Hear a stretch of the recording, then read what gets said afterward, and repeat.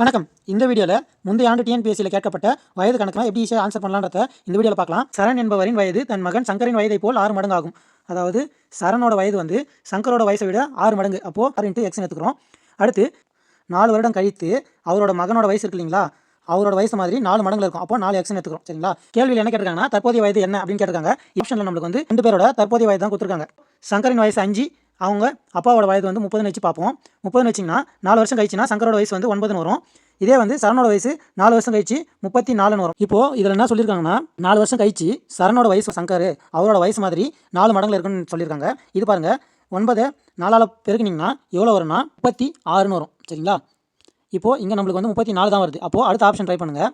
அடுத்தது 6 36ன்னு இருக்குது. சரிங்களா? இப்போ 4 வருஷம் கூட்டிக்கலாம். 4 வருஷம் கூட்டிங்கன்னா 10ன்னு வரும். இவருக்கு 4 வருஷம் கூட்டிங்கன்னா 40ன்னு வரும். இப்போ பாருங்கள், இது 10 இது 40. 10 4ஆல் பெருக்கினீங்கன்னா 40 வந்துடும். அப்புறம் 4 மடங்கு கரெக்டாக வந்துச்சுங்களா? அப்போது இதுதான் வந்து இதுக்கான ஆன்சர்.